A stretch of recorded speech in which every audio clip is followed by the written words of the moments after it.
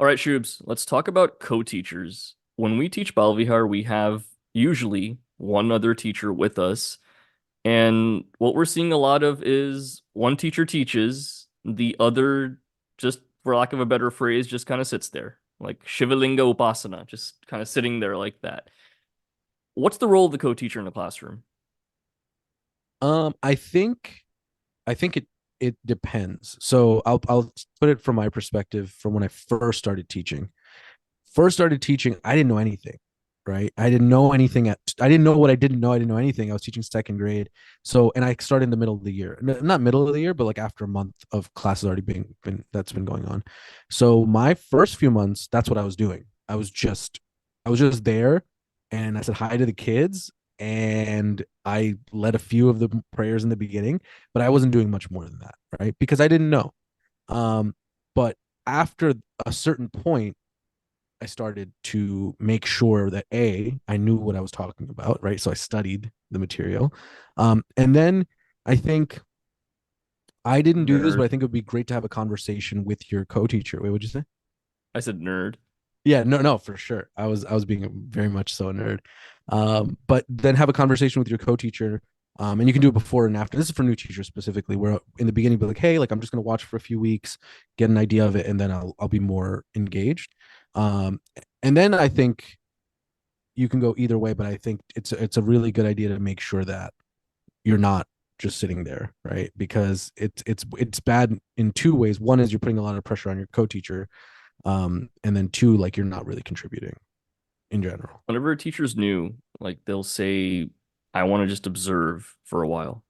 And usually that's maybe one semester where they can sit and see how the teacher interacts with the students. But once that semester's over, when it comes to the next semester, it's time to jump in. It's time to say, okay, I want to lead one week, the other teacher leads the next week. So, what is that point where you feel like, when does a co-teacher feel like, okay, I'm ready to step in now? I'm ready to start leading the class. What are the markers we have to look for there? Well, there's a couple things though. Even if you're not leading the discussion, or for younger grades, you're not like teaching the stories or doing whatever. There's other things you can take the lead on that you don't need to. That common sense takes over. Like if there's an arts and crafts project for adults, arts and crafts is relatively straightforward. So you can take the lead in teaching those things.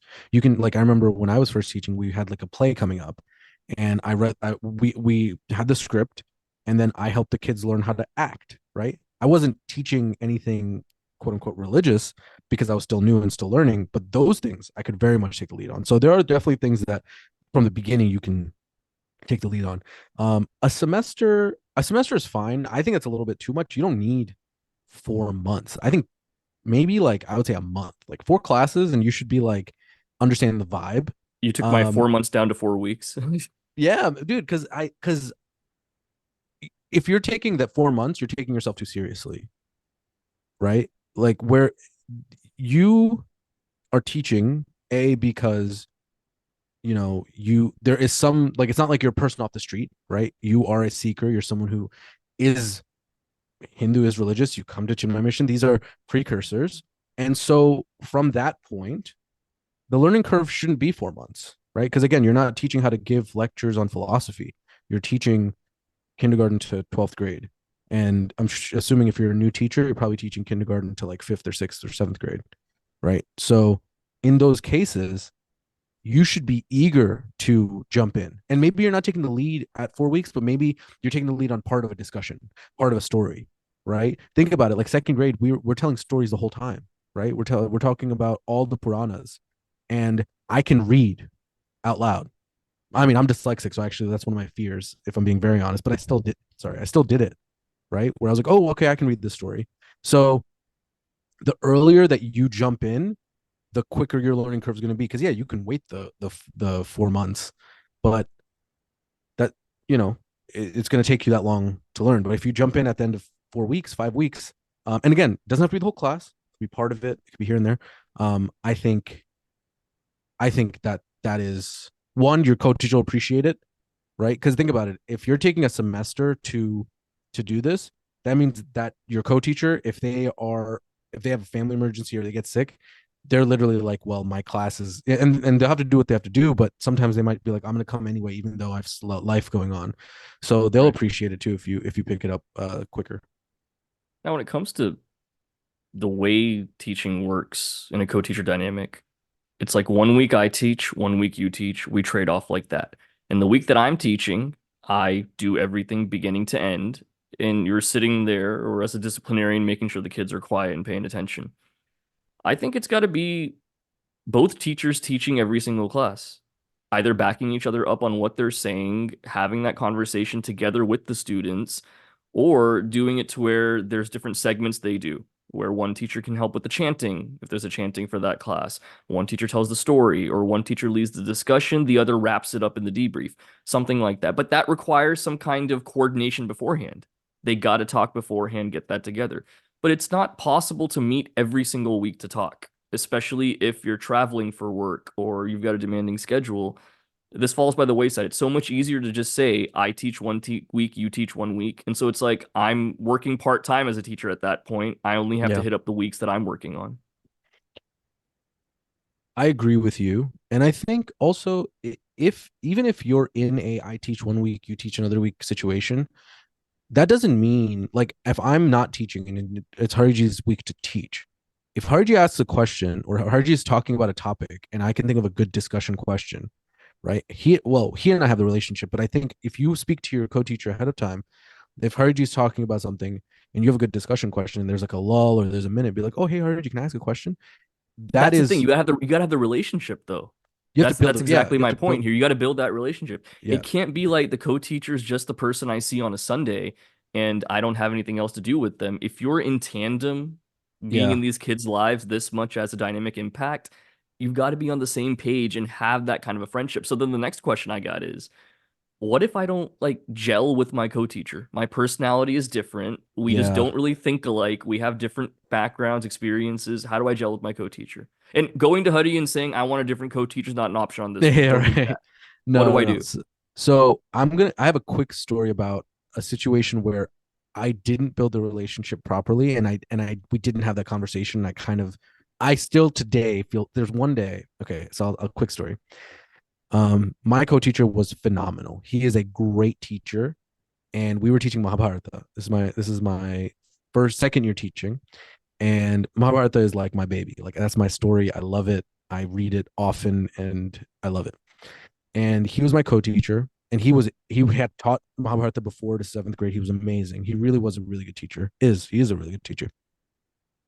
And one day we'd gotten through a significant part of the story, and I hadn't planned anything. Like I just didn't know where we can go, right? Because I think there was like a vacation coming up or something, and I didn't want to start the war early or something like that. And we're sitting down, and I didn't know this, but he had created a plan for the day, but he didn't communicate that to me. And he's starting the class off, and it's like no one's paying attention. And he doesn't see, and to me at that time, he didn't seem like he was going anywhere with it, but he was. He had a whole plan, but I couldn't see it. So then I was like, all right, you know what? I will. So I took over the class, and I was like, all right, guys, we have winter, Easter, not Easter, spring break coming up or whatever that time that was. I'm going to give you a rundown from beginning to end of everything we've covered. And I literally, and I'm honestly, if I'm being honest, I'm proud of myself in the sense that it was really cool that I did it. But from beginning of Mahabharata For till where snatching we your were at, co-teacher's bread and well, just no, that's not taking what I'm proud over? of. But Oh, within 40 minutes, I told all the way up to the beginning of the war in like one breath, if that makes sense, which I starting thought at was really cool. Janamejaya or starting at like where'd you No, so well, start? so starting at Shantanu, right? Okay. And Oh, okay. I Okay. originally started the story at Janamajaya, but I started the Yeah. story. I was like, all right, like we're gonna start with Shantanu, and I did the whole thing. I killed it. Like I'm telling you right now, I was on something. Like I was literally in a trance, and I did it, and it was great. But afterwards, he came to me. He's like, dude, I had a whole like lesson plan, and he usually you're polite, you're like oh like whatever. He let me know that he was upset, which I respect that. Like you should be able to show your emotion. He wasn't like loud or mean, but he just let me know that like, hey, like you messed up. But So there's that sense of fear of, oh, they won't take it well if I tell them feedback about yeah, teaching or how things are going. It's not easy, especially at it's that level where we're both, put to teach this class, it's like, okay, if I criticize them or give them feedback on how the class is going, that gives them reign to tell me something. So I don't want them giving me feedback, therefore I'm not going to go there. It's like that mutual unspoken agreement that we're not gonna, thou shall not Yeah, yeah, criticize another kind of yeah. thing. We're not. I'm not gonna criticize you, so you don't criticize me, and then we're both ignorantly happy, right? But I think again, And who suffers at the end? the students, The kids. right? The kids suffer Yeah, at the end. yeah, This comes up often where it's a one co-teacher that's taught this grade before, one that hasn't. So we rely a lot on, oh, we did this material last year, we're doing the same thing again. yeah. You can do that for a year or two, maybe. After a while, though, the kids that come in, they have a different mindset. A fifth grader from 10 years ago is not a fifth grader from today.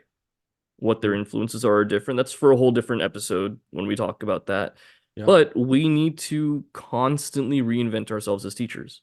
That ongoing education has to happen. One great way for that is the teacher satsang Mm. that Divyaji and I do on a weekly basis, where it may seem like, oh, it's on YouTube anyway, or what are they going to teach us? It's just going to be stuff about Gurudev's essays or different frameworks or how to teach. I know all this stuff anyway. There's nothing I can learn. I've had teachers say that. Nothing I can learn from these. I know it already. Okay, but there's a discussion aspect that we also have where teachers talk to each other in those satsangs. And that is a collaborative setting where they really see, okay, this is the direction we're going in. This is our common vision as all the teachers together, not just me and my co-teacher. All 200 plus teachers that we have need to be on the same page of what is our common vision when we go out and teach. Well, also, I would say like for a teacher that's like, oh, I know everything. I'm like, well, that's why you need to come so you can help, Yeah, take the spread discussion spread for your the, knowledge to others yeah, then. Yeah, right. teach others for sure. And I feel like that works both ways. Where if they're not so good of a teacher, it gets them there so they can learn something. But if they are really good of a teacher, they can teach. Yeah. Works both ways. The other thing is, I think also if you're doing this thing where you're like, oh, I'm doing the same thing that I've done for the past 4 or 5 years, the first year you do it or the second year you do it, you have this energy about you because you just learned how to do it and you just taught yourself this thing and you have after 5 years you're like, okay, we're gonna cut these things and we're gonna paste it onto paper, and then there's no energy, so the kids aren't getting any energy, so they're doing it with the same lackadaisical type of thing. If you revamp it every 2 3 years, what your activities are, what your discussion style is, your first 2 years of doing it, you're gonna be excited because it's new. Anything new, even if you think about it, if you go from one dead end job to another dead end job, the first week you're at the new dead end job, you think it's the best thing that you ever had because it's new, right? It's the whole thing. So I think for the sake of the kids, we have to keep our axis sharp. We have to keep, working towards making sure that we are doing these things. So again, it's not only, we're not saying just do new things for the sake of it. I'm saying you should know, you'll have a year where you're like, oh, like this activity might be time to retire this activity. Maybe I have to come up with a new one for next year. And again, the other thing, I am a very big proponent of teachers moving around grades, especially because I wanted to stay in seventh grade and I had to move to eighth grade. That experience was uncomfortable, but I learned so much, and it was a great experience of me learning more so than anything. So you shouldn't. I wouldn't want anyone, unless you're like you've been teaching for over a decade. You should do your best in the first 5 6 years of being at teaching Balbihar, that you're trying new classes, new things, so you can understand how to relate with different people. Because another thing is, the longer you teach, you should be able to relate. And it's not our job. I think it's more on Hariji to have to relate and watch like Disney movies so I can relate to little kids. But It's tough, I man. think no, but I was gonna say, but I think even for us teachers, you should be, just because some teachers, we can only teach high school kids because we can't relate to kindergarten and first grade. Everyone should be able to talk to a second grader about Vedanta, right? Like at their level. So I think again, it's good to explore within that. Sorry, that was a rant a little bit, That's but I fine. think I got my point We'll across. we'll cut out some of it. So, Shubes, when it comes to teaching with a co-teacher, one thing that invariably happens is one teacher really relates to the students much better than the other one. Mm, And the other one may feel despondent from that, saying that, okay, you should just lead all the classes because I'm not really making that connection with the kids. Or the one that is connecting well will say, hey, how about I take majority of the classes since they're really responding to me well. Both can happen. So it's not dictated by who the kids relate to better. Our job as sadhakas in this path as Balavihar teachers is how do I improve myself more? So it's not just, oh, the kids respond to one person better, they should do most of the teaching. It's that it has to be equal. And we really have to get this message across to the kids. We improve our relatability. We improve the way we teach and our engagement, but not putting one teacher over the other there. That's why what you said earlier is so important about it's not I teach one day and you teach another day or whatever. It's about tag teaming. Because the beauty of it is the person that can relate really well with the kids and the kids really get along with, and the person who may not do that, but they're still knowledgeable. There is a way that the person who might not relate as well can dissert information, and then the other person can tag team in there and get that the point across. But even aside from that, if you're someone who thinks that, oh, I don't relate with the kids as well, it's your job to figure out how. It's your job to try, right? And to continue trying, because it's a skill that you're gonna have to get used to. And if you're someone who does relate with the kids well, your job is to elevate your co-teacher. Your job is to do everything you can to get the spotlight on their co-teacher, because maybe they don't like public speaking, because I know there's some co-teachers who don't like public speaking, even though it's kids, they don't love that. Your job is to help them, right? And again, I think if on both sides, if one tries to better themselves in the arena where they're not, or in the subject that they're not great at, and the person who is helps them get better at it, that's like the perfect scenario. And the kids will benefit from that too, because they'll see that collaboration and that'll help them learn as well. Excellent teachers aren't born, they're made. It can't be that our mindset is there are certain people that can teach really well and certain people they just can't. Anyone can be a phenomenal teacher. Some Agreed. people have a skill set where they're more outgoing, maybe because of the ages of their kids or their interest level, they can engage with the next generation better than some other adults can. But that's not the be all end all saying that, okay, this is all I can do to relate. I can't do more than this, therefore I just don't have it in me. It can be created. It definitely can. That also doesn't make them good teachers. There's so many people that are so outgoing and they're not good at this, like giving out like good information. They're just good at Because they can't relating. stop talking. They literally cannot stop talking Yeah. in the Yeah. classroom. It No, happens. and there's so many ways to go about it where it's like just because someone speaks well or speaks at all doesn't mean they're going to be good teachers. And I'll be I'll say myself, I talk a lot, and it's something I Yeah, can you do. do. Yeah, I was yeah, thanks, yeah. thanks, thanks, thanks. But I will say that my first year of teaching, I wouldn't say I was useless, because I was like, before classes, I was reading everything we were going to talk about to make sure that I knew, and I was like Googling things to make sure that I had context for things that I didn't know. So I put the effort in, but I wasn't knowledgeable to the state where I was several years later as a teacher.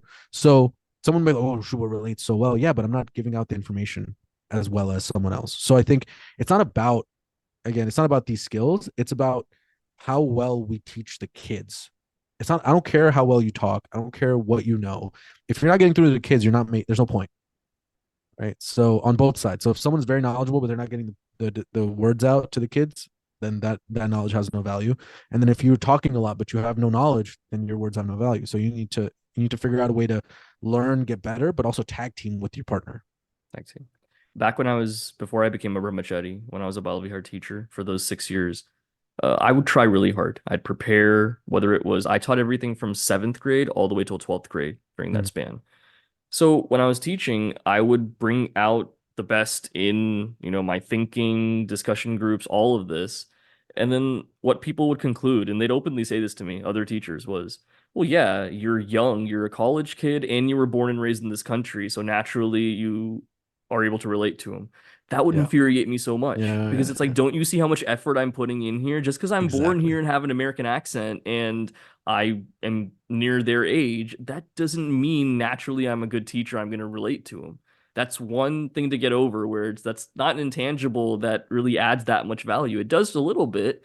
They're more receptive to someone that's like them, but we can't just peg it on that and say, yeah, that's why they're great teachers. That's why we can't because we're from India.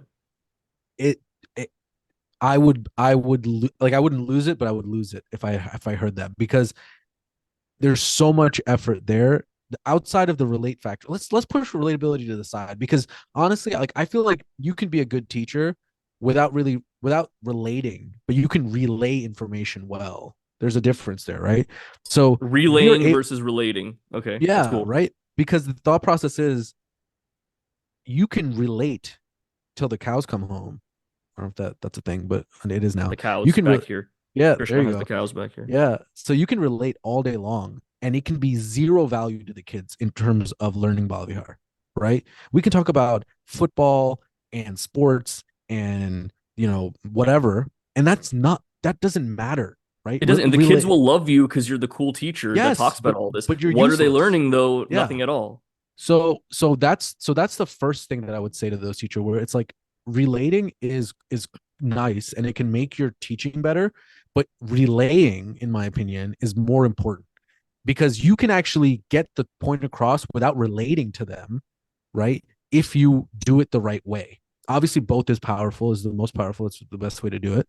But yeah, if I was in your shoes back then and someone that said that to me more than two times, I We probably don't would wear have shoes like, in Balvihar shoes. I would have, if I was in your bare feet. I don't know. Kidding. But if I was in that situation, I would genuinely like I would have a snide comment after the third time. I would say something because it's that would frustrate me because I can only imagine the amount of work you did that had nothing to do with relating with the kids. It was all about relaying the information in the most So effective not just to way. make it about me, but yeah, a lot of our chick members who are Balvihar Yeah, teachers, they yeah, have that kind of similar background.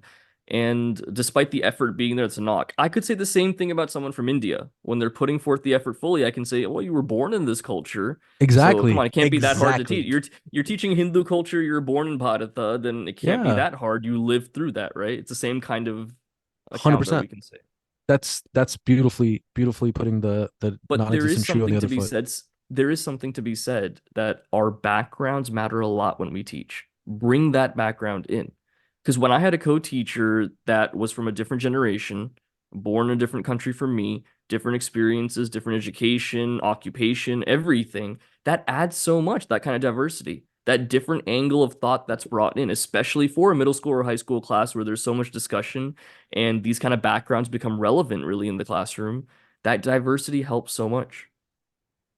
So Shubes, before I became a brahmachari, I taught Balvihar for 6 years. Okay, 6 years. Hmm. How many co-teachers do you think I had in those 6 years? How many different co-teachers? Well, I'm assuming this is a trick question, so it has to be more than six. I'm assuming people quit in the middle. I will say eight, 7. seven. Okay.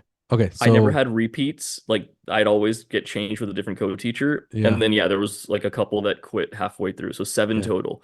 So the challenge with that is one, it's continuity of like just working with someone.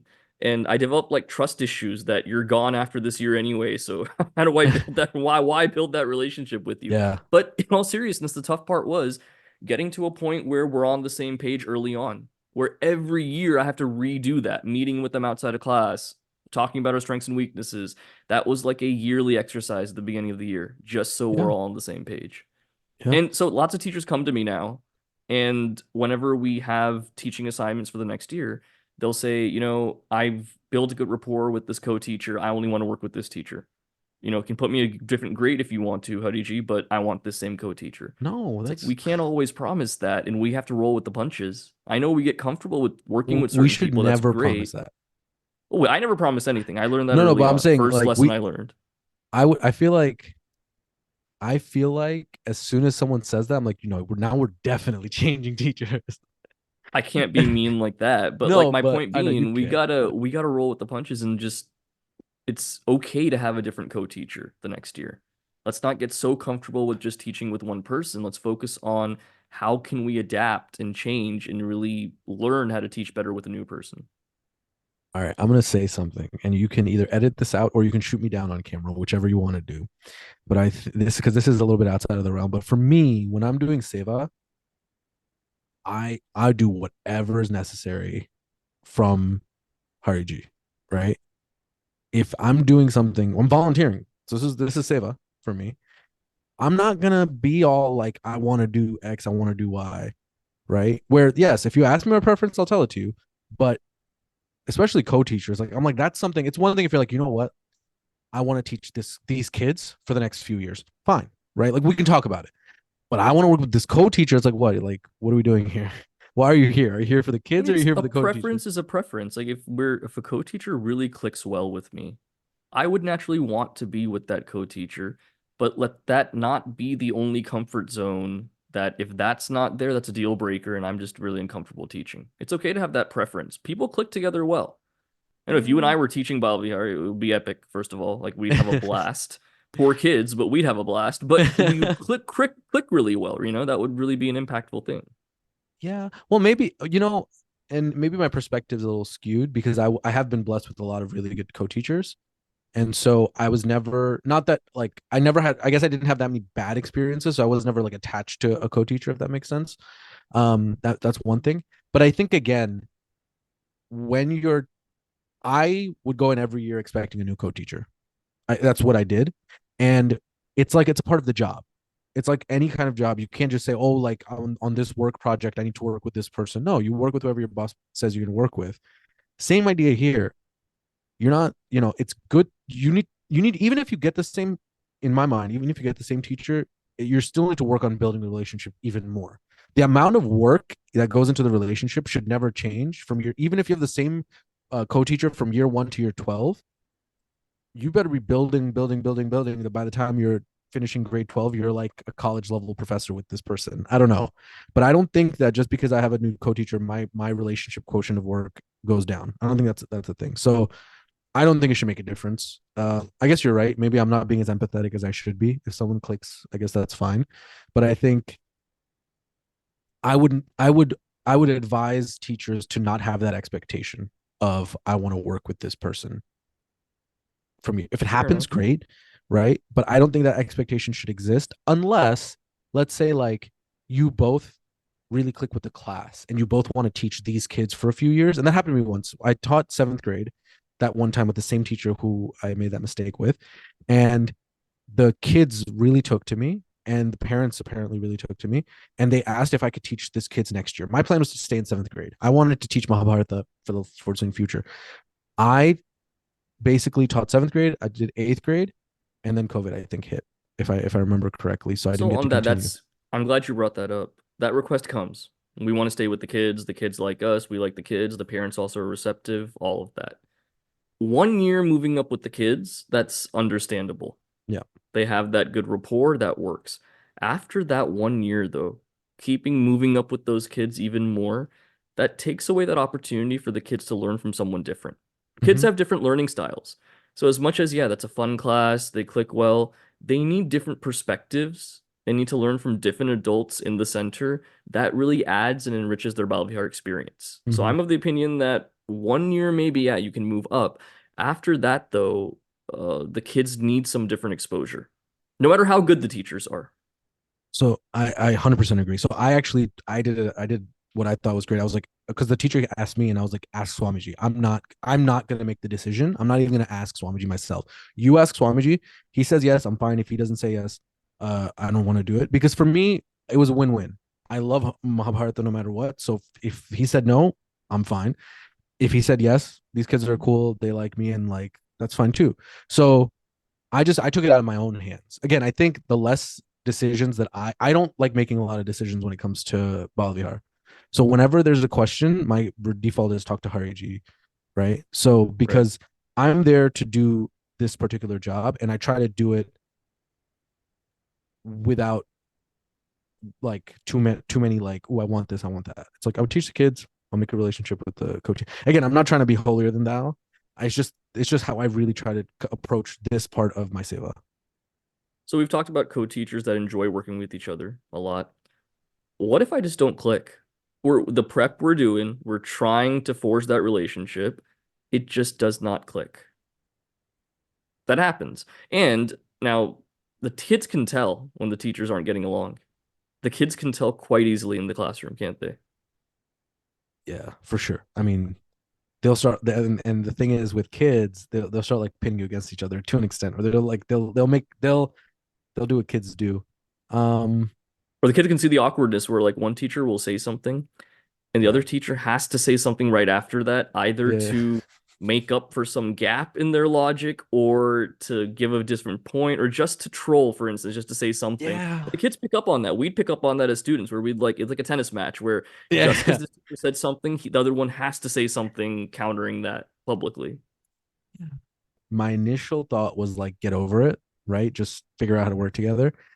But as I think about it, as you kept expanding on the premise, I'm like, well, the kids are getting a negative experience, right? They're able to see it, and then obviously the teaching is going to get tainted in some way, shape, or form. It's just not going to be a good. So that's a very good question.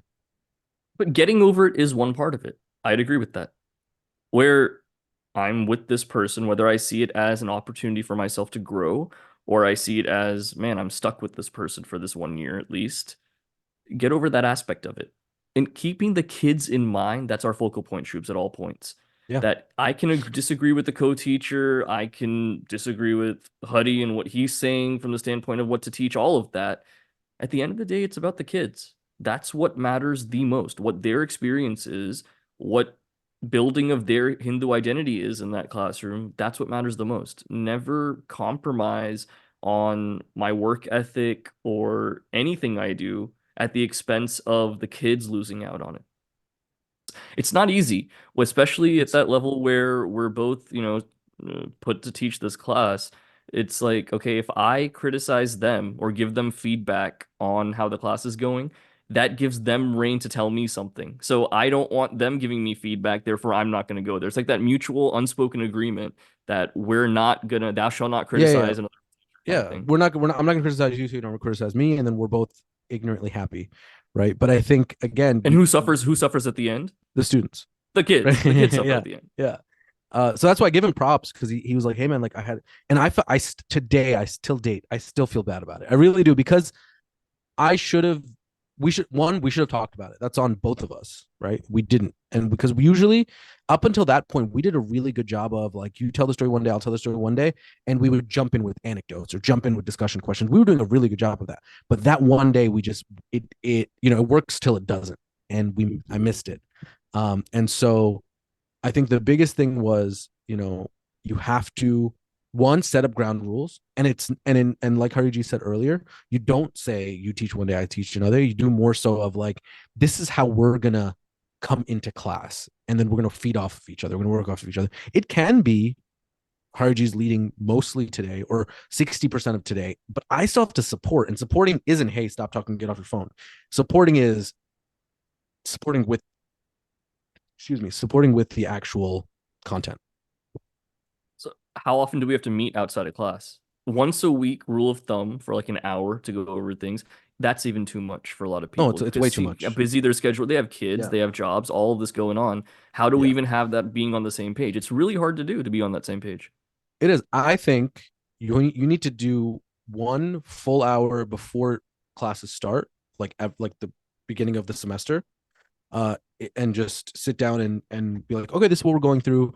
This is the, for lack of a better word, this is the vibe I'm going for, right? And then I would say you can do it once a month, but I think if you have a really good honest discussion in the beginning, you might not even need to meet formally again. You could just after one class be like, hey, I'm thinking this, this, and this. Yeah, cool, that. Okay, cool. And then you go and then you move on. But if you need structure, I would do at least once a month, once every four classes, at least. But again, it's you need to figure out with your co-teacher what it's work, dude. Any partnership, whether It it's is. a I mean, I'm not married, so I don't know if it's about marriages, but whether Me it's a neither. relationship, but whether it's a relationship, whether it's a friendship, whether it's a parent child relationship, every relationship needs work. So this is the same thing. So your relationship with your co-teacher, I implore you to go out because how about another thing? Like let's say like one teacher is very enthusiastic and every week they're like, oh, I want to do a pizza party, right? And the other teacher is like a student who doesn't have money like that to be able to do. You can't just go out there and just so you have to go out of your way to have these discussions on what how we're going to work together. And one more factor is the pandemic, for example, when we were teaching online. That was challenging for many, many reasons. Not having a whiteboard to write on, to not having to being able to physically interact in a classroom setting was tough. One positive from that whole experience was there would be teachers in their individual breakout rooms taking a class. Then they'd come back to the main room. At the end of the call, say all the sixth grade teachers would be there in the same room. They'd take about 20 to 30 minutes on that Sunday in that same room after the teachers have left. They take that time to go over what's for next week. The planning was done. So it's like Mm. it's not that whole 1 hour thing. I know I brought that up, but it's not really having, it doesn't have to be that long. It can be a situation where you just touch base for 20 minutes or so after the class, stick around at the center, just have those few minutes where you talk about what you're doing next, get on the same page that way. Because you're right, building that relationship, that's totally necessary. Now, one more thing we can look at is each co-teacher brings in their own unique contribution, where identifying it is some are great at teaching bhajans and chanting and shlokas and preparing for stage performances. Some teachers are just incredible storytellers. Some of them can blend in practical things from real world experiences or current events and easily, seamlessly bring them into class. So it's recognizing what these unique contributions are, bringing that to the partnership. I think that's super important to do. It 100% is. So that's so I think I'm gonna flip it a little bit. I think you need to be aware of what your weaknesses are. Because Okay. some people aren't aware of that and they're like, I want to teach, like if I'm like, I want to teach shlokas because whatever, for whatever reason, but like, bro, your pronunciation's not good, right? Or I want to do real world stories and he's doing too much controversy. Whatever it may be, right? I think you need to know what your strengths are, but please be aware of your weaknesses because some people are very passionate about something. It's like me. I wish I was good at math. I tried so hard to be good at math. People used to ask me my favorite subject. I would lie and say math. I was god awful at math, but I tried forcing it. If I'm not. Well, now I'm better, but I'm still not good at math. But sometimes we're like that with our teaching. We're like, I just want to, like, I know all the shlokas. I know all the, I can recite the entire Gita. Yeah, but you're pronouncing it wrong every time, or your tones are off, or whatever it may be. So let's be aware of what our strengths are, but let's also be aware of what our weaknesses are, and then empower our co-teacher to take on those things if that's where their strengths are. So it's my duty as a co-teacher to tell you what your weaknesses are, or do I ask about my Oh, weakness? Yeah, it's tough to do. What do I do? I I would flip it. I would ask you, hey, what are you passionate about? What are your strengths? I would ask you that. And you would list your strengths. Be like, cool, I'm also passionate about XYZ, or great, I'm glad you're good at that. I'm not. Then you guys figure out where you're at. And then as the classes go on and I realize, oh, his chanting is not good. I'll be like, hey, listen, I'm actually like really excited about chanting right now.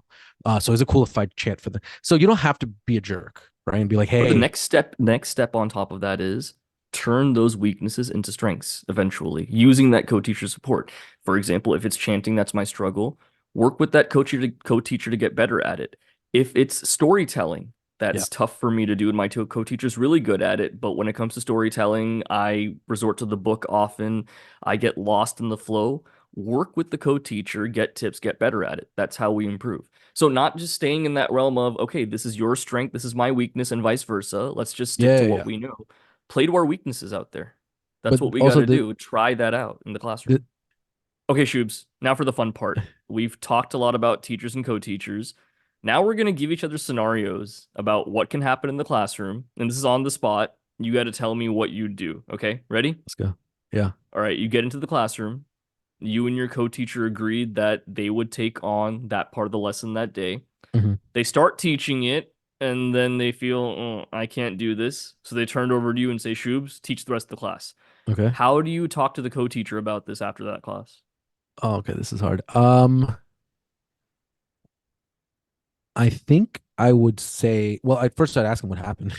I'd be like, dude, what, what just happened? And if they have like, because I think at the end of the day, it's about setting expectations. So Yeah. if you just don't say anything and you just handle the class and you just did the whole thing and they didn't prepare and you don't talk about it, the expectation has been set. So I think addressing it, like, hey, like what happened there? And then they give you an excuse and be like, okay, like I get it. Next time, give me a heads up, or next time, if you have any questions, let me know and we can work on it together. Is a good way to do it. But you have to set the expectation of, hey, that's not what I'm expecting you to be doing when you're supposed to be running the class. That is not the expectation. So then if you set that expectation with them, next time they'll remember the feeling that they had and they'll remember the feeling afterwards when you ask them what happened and that awkwardness, and they will try harder next time. I think so. What do you think? I agree. That's the way to go about it. Don't start a fight in the classroom, though, and say that, oh, it's your Oh turn no, to yeah. teach. Why are you Yeah. absconding from your duty? Never in the classroom. That's like the worst answer that could have come. So I'm glad you didn't go there. No, no, no, never. No, I think in front of the kids, everything it's like being on stage for a play or something. If you Right. forget the lines, make up the lines. If you always make it seem like this is a part of the production, right? And sometimes I think of teaching that way, where it's like the students are the audience, and they have to think this is we planned this. Um, because because it's same thing when earlier I was talking about how I like took over a class and all that stuff. The students didn't know that my co-teacher was upset with me, and my co-teacher to his to his benefit never let the class know. He's like, oh wow, this is really cool. Like he was being very supportive, right? So that's always how we have to come across it. Definitely. All right. Okay. So this is a little bit easier. I'm going easy on you. So you're starting a discussion, and every time you're making a point or you're saying something, your co-teacher cuts you off every single time with whatever it is. They cut you off, and they either make the same point that you're about to make, or they somehow a little condescending, maybe. Essentially, you're trying to get a point across, or you're trying to lead a discussion, and you're getting cut off over and over the entire day. How are you approaching your co-teacher? Again, nothing happens in the classroom. You don't cut them off again and say, "Hey, I'm teaching. You stop talking." You don't do that in front of the kids, like you said. All right. Kids don't let kids shouldn't know mommy and daddy are fighting ever. I was gonna say that. So, I was gonna say that. but in the classroom, then I'd let them talk. It's just one Yeah. class. You're going Yeah. to talk to them afterwards about it and set the clear ground rules. So in that class, if they're doing that, let them talk. Let them cut you off. Let them talk. It's just one class. Afterwards, we have a serious discussion, What are you honestly, saying? saying, look, what I'm saying pretty much is, look, what we agreed upon. So there has to be an agreement before Yeah. that these are the questions I'm asking. This is where we're going with it. Even when one teacher is leading the discussion, have a portion where at a midpoint and then near the end, have a scope where the co-teacher can jump in with any kinds of questions or deeper thoughts or anything like that. Give that Mm. space. So if it's agreed upon previously that we have that space, why are you using this time to do that? Why not use that space? Because when you're leading the discussion, I'm not cutting you off. Please give me that same respect. So it's contingent on my behavior being stellar as well if I want to have that discussion. If I'm doing the same thing, I have no right to get mad at him for cutting me off. And that's also why it's very healthy when you're finishing a point to be like, oh, like Haruji, anything to add? Like, what do you think? Right. Like, that's a Ask your great way to, co-teacher to add yeah. something. Um, Agreed. Solid. Agreed. Okay, your All right, turn. I got one for you. Yep. You're in the class. Your co-teacher's huge on discipline, sitting straight, not talking this and that. They get super harsh with the discipline. A kid, maybe a little kid cries, or an older kid is angry now, and you feel like, hey, the teacher went a little too far with the discipline, the berating. What do you do? All right. So I have a few thoughts. So on the spot, as we said earlier, I'm not going to be like if the kid got disciplined, I'm not going to be like, okay, don't worry about what the teacher said, right? That discipline is done. That's the day. I would my biggest thing is for me to express to the co-teachers, hey, like, look, they're kids and they have to enjoy this time, right? So whether that's like I remember I used to tell my kids, they're a little bit older, but because it was always on Sunday that I taught, so football's happening. So when class started, before I'd be like, guys, check your scores and then put your phones away because I don't want to see phones. Me just saying that much, they got what they needed to get and they put their phones away, and then they didn't feel like they had to keep checking scores or anything because I let them, right? But aside from that, I Would remember you when I would was you check your scores in class when you were a no, no, teacher? I was Yeah. I wouldn't, but you know what I would do just to relate. I'd be like, hey, what's the score in the beginning Okay. before like as Yeah. they're checking, I'd be like, hey guys, what's the score? And like if Yeah. like one time I remember Cowboys and Giants were playing and the Giants happened to be up, and I was like, yeah, Giants are up, okay, whatever. And then I would start because they're gonna check the score. Let's get that straight, right? At eighth, ninth, 10th grade, and the Cowboys are playing during class, they're gonna check the score. So I would get that out of the way, right? So distractions gone. But the other thing was when I was teaching younger kids, I had this one kid. This kid would climb the shelves, dude, all the way to the top, and just that was his. He was second grade, right? That's And impressive. very impressive. And but there was all every kid has their own personality, so the teacher would be a little strict, and I would kind of like not take away from the teacher. And I would tell the teacher, like I told the teacher afterwards, like, hey, like let's try to like let them do their thing, but make sure that we can like give them their space as long as they're not doing anything dangerous and they're not doing anything bad per se, right? Right. But I remember one time like one of the students was tattling, and I kind of reversed and I was like, we don't tattle. You don't tattle. If I catch them doing something, I'll say something, but don't tattle because that culture of tattling, because some teachers love that, right? Some teachers love being disciplinarians. So I made sure that the kids knew what was okay, what wasn't okay. And with the kid that was climbing, I would be like, listen, you got to be safe. But depending on what the situation was, like and some kids need to be physically active, so you give them a second, Right. right? But I think you make it clear to the, at least when it comes to, we're talking about co-teachers, I would tell the co-teacher, like, look, we have to make sure they're safe. We have to make sure we're on topic, but we also have to make sure they're enjoying their time here. And we have to make sure that they want to come back. So we can't be too strict, right? Where I would threaten all day long, I'm going to tell your parents. That threat existed forever. The parents never heard a single complaint from me ever, no matter what happened in class, unless it was really bad, which never happened, right? Right. So we again, it's about the kids. It's always about the kids. Always about the kids. All right, you got one for me? Yes, I do. Okay, your co-teacher gives their opinion on a current slash political event. Okay. How do you handle that? Where they give like us a definitive, this is how I feel about this. Um, how do you handle it during the class, and then how do you handle it after class? If it's and it's immaterial if I agree with that viewpoint or not. That's Hmm. really from the outset. I want to say that even if it's my own political view, political hot button issues are not to be expressed in the class as a viewpoint from the teacher, Hmm. right? And in high school, especially, that's something we have to steer clear from. So if that happens in the class from the co-teacher, I change the topic in the class. I find a way to change the topic somehow and go into a different kind of example, or I jump in at that moment in a very smooth way after the class, pulling the teacher aside and saying, look, we cannot go political in the classroom. This is not the environment for that. Especially if it's a historical thing, that's one thing. But to say that this is my viewpoint, or to say that as a factual statement, a political opinion, and go from there to build a topic, that's a big no no. So in the class, try to change the topic if I can. Outside, honest conversation.